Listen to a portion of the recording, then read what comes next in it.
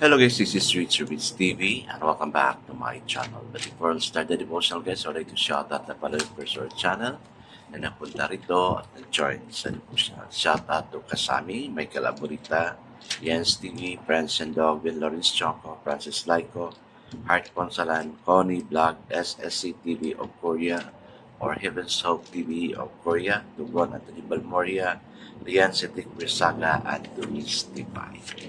Shoutout na rin sa mga hindi nakasabay na manood sa devotional, but still, napunta pa rin dito para manood at makinig sa devotional. God bless us all, guys.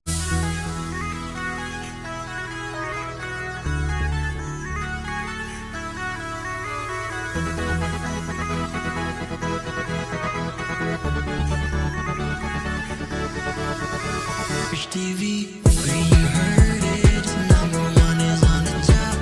Good advice is will never stop. Rich TV, where you heard it, number one is on the top. Good advice is will never stop. So, kumusta yung day natin? Sana all is well, no? By God's will. Yan talaga yung prayer ko sa inyo na whatever you ask also from God, ibibigay sa iyo. Wisdom, knowledge, understanding, good health. Kaya it's really an advantage to be here kasi you are being prayed for. I'm really praying for you. Guys, if you are blessed with the devotional we have, no, I ask you also to please share this devotional to others who are particularly in need of guidance. Hi guys, let's proceed to our devotional. Let's open the Bible to, it is supposed to be from verse 25, verse 1 to chapter 25 to 36 ng Genesis. Kaya lang mahaba, no? That's why I cut it from Genesis chapter 26 verses 26 to 35. And still guys, I'm using the devotional sa Bible because the words used is so simplified na maintindihan talaga natin. Okay, the word of the Lord in Genesis chapter 26 verses 26 to 35 says, Meanwhile, Abimelech had come to him from Gerar with Ahuzat, his personal advisor, and Philpol, the commander of his forces. Isaac asked them, Why have you come to me, since you were hostile to me and sent me away? They answered, We saw clearly that the Lord was with you. So we said, There ought to be a sworn agreement between us and you. Let us make a treaty with you, that you will always do no harm, just as we did for molest. You have always stated you molest you, but always treated you well and sent you away in peace. And now you are blessed by the Lord. Isaac then made a feast for them, and they ate and drank. Early the next morning, the men swore an oath to each other. Then Isaac sent them on their way, and they left him in peace. That day Isaac's servants came and told him about the well they had dug. He said, We found water. He called it Sheba, and to this day the name of the town has been Beersheba. When Esau was 40 years old and married Judith, daughter of Beeri the Hittite, and also Bismath, daughter of Elon the Hittite, they were a score of grief to Isaac and Rebekah.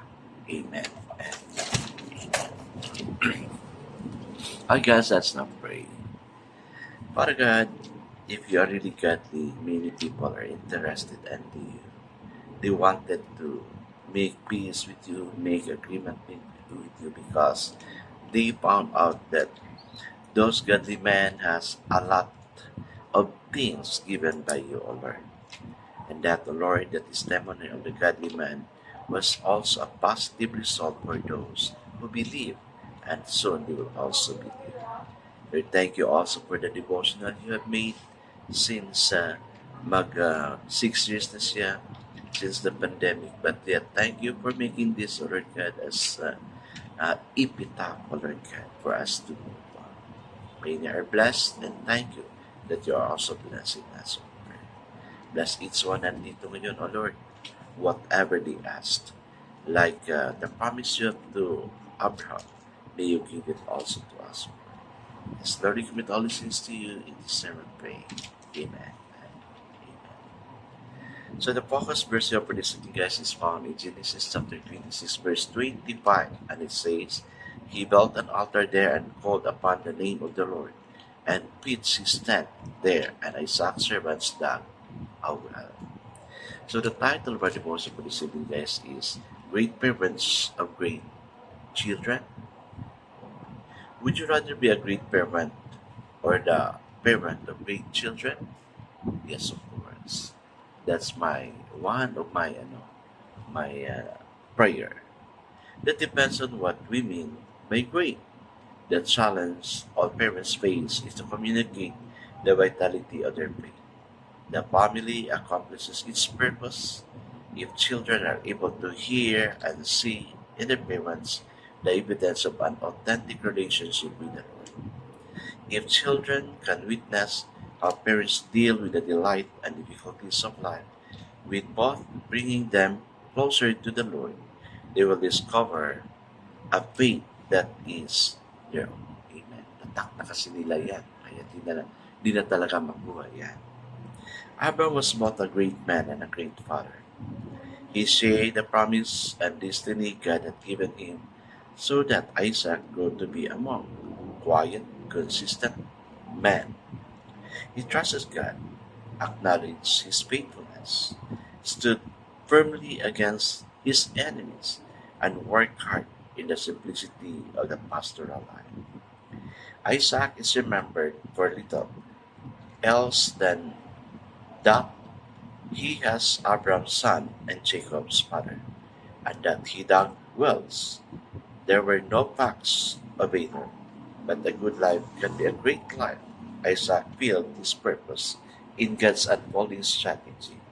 What parents could want more than that? Amen and amen. Yes, guys, no, as a child, if ganyan kabait yung parents ko, of course, mahiya ako na gagawa na masama. Kasi my father is well-respected sa community. And of course, yung anak naman, because the father is well-respected, there's also a respect na ginagawa ng mga anak nila sa parents nila. And that soon, the children, if they grow, they will also be respected. Gaya na nangyari sa buhay ni Abraham. Napalo niya yung example ni Abraham, ni Isaac. No? Si Isaac, napalo niya yung example niya na si Abraham, then si Isaac naman, napalo ng mga anak niya na si Jacob and si Esau. No? Kaya, it's really better to do things good in a positive way rather than make things bad na pinapalo natin yung negative. Kaya, great parents, siyempre, may anak din siya na great children. Sana, ganun tayo, yung descendants natin, ganun pa rin. Hindi mawala yung greatness ng descendants ng apelyido natin. Okay guys, let's now pray. Father God, one of life's greatest joy for our parents is to have a child commit his or her life to Christ. Amen. Amen. Yes guys, yan yung my desire, no? Yung mga anak ko will really follow my step in serving God. Sana we will serve God. God bless us always because I know that it's only blesses that is better. This is again Rich Rich TV. Kita-kita tayo. Sige, paalam.